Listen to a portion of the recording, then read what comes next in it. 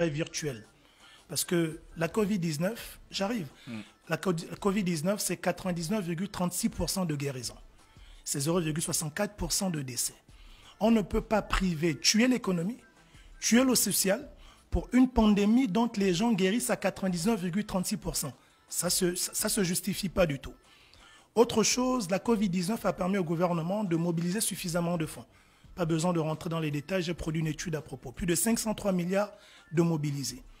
Si on prend le cas lié aux tests Covid qui sont facturés, sur la période d'octobre à février, au 12 février 2021, c'est 301 762 tests qui ont été réalisés, pour un chiffre d'affaires qui doit osciller entre 1,5 et 6,035 milliards. Quand le ministre de la Santé vient annoncer 1,2 milliard. Mieux encore, sur la période d'avril à juin, l'État gabonais a obtenu en don 220 000 kits de tests. Le 10 octobre, ils ont reçu 26 000 kits du gouvernement coréen. Ça fait 226 000 tests. Mais j'ai été sincèrement très blessé en fait. Blessé dans le sens où, quand le gouvernement rend obligatoire les tests, le gouvernement a encore en son stock 45 000 tests gratuits issus des dons qu'ils ont reçus. Donc ils ont facturé à la population gabonaise plus de 46 000 tests qu'ils ont reçus gratuitement. Pour des montants qui oscillent entre 5 000 et 10 000 tests, ça fait entre 229 millions et 900 millions en matière de recettes. Est-ce que c'est ainsi qu'on peut accompagner la population, qu'on veut accompagner la population? Ce n'est pas réaliste. Donc on a en face, pour moi, comme je le dis tout le temps, c'est une arnaque qui n'a pour objectif que de précariser la petite population au lieu de l'accompagner avec tout ce qu'on a comme ressources. Quand on sait que le Gabon, en matière de PIB par habitant, c'est la somme du PIB du Nigeria, du Sénégal, du Maroc, du Kenya, qui sont des pays développés. On devait pas être là où nous sommes aujourd'hui.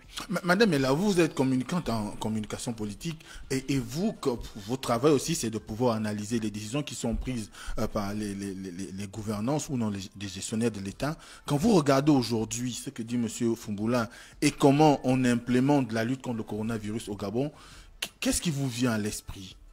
Alors, il me vient une célèbre citation qui dit « Gouverner, c'est prévoir, et ne rien prévoir, c'est courir à sa perte ». Et je pense que c'est là où nos gouvernants, malheureusement, ont échoué. Parce que nous sommes à 11 mois, sinon 12, de crise sanitaire. Donc, il n'est pas possible que vous soyez, le peuple vous ait donné un mandat électif qui est celui de gérer la cité, et que vous soyez 11 mois après surpris par ce qui est en train de nous arriver. Alors, si les 2-3 premiers mois, il fallait gérer l'urgence sanitaire, à un moment donné, après 11 mois, ce n'est plus une urgence, ça devient une habitude. Et dès lors, il faut commencer à s'attaquer à tous les autres problèmes sociétaux. Parce que les Gabonais, bien sûr que la pandémie existe, mais ils ont d'autres problèmes. La pyramide de Maslow nous dit que le premier besoin essentiel d'une population, c'est les besoins primaires. Se nourrir, se loger, se vêtir, envoyer ses enfants à l'école et se soigner. Mais ces besoins primaires, aujourd'hui, n'arrivent plus à être satisfaits. Je ne sais pas s'il existe encore au Gabon une classe moyenne. Moi-même, avant, je me définissais comme la classe moyenne, mais je ne peux plus aujourd'hui me définir comme étant membre de cette classe moyenne. Parce que je vis en dessous de ce que j'ai dû... Enfin, mon niveau de vie a baissé à un niveau où je vis presque dans la précarité. Mais le gouvernement a quand même mis en place des mécanismes pour accompagner un certain nombre de secteurs, les Gabonais économiquement faibles, les entrepreneurs.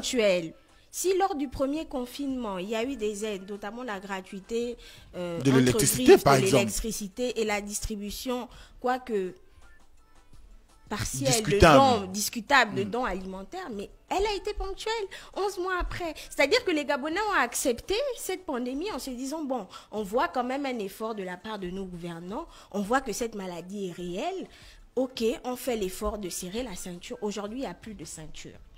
Il n'y a plus de ceinture. La ceinture a cédé, elle a coupé, elle n'existe plus. Et je vous dis, il n'y a rien de plus compliqué que la précarité et la faim. Parce que quand on arrive, cette fameuse pyramide de Maslow dont on a tous entendu parler en cours d'économie dès le lycée, dès lors que ce palier-là n'est pas atteint, ben, c'est le début d'une crise sociale qui peut se transformer en crise politique et en autre chose. Nous ne faisons qu'interpeller le gouvernement. il faut, à côté du champ lexical actuel qui est interdiction, interdiction, interdiction, interdiction, ajouter à côté mesures d'accompagnement, gratuité, subvention, aide sociale, dons et compagnie pour apaiser justement les populations. Parce que quelqu'un qui n'arrive pas à manger va forcément mourir. Et ce ne sera pas de la Covid-19. Il va mourir de faim, il va mourir parce qu'il n'a pas de quoi aller s'acheter un médicament du palu, parce qu'il n'a pas de quoi s'acheter un médicament de la tension ou je ne sais quoi d'autre, et bien il va mourir. Il ne mourra pas du Covid-19,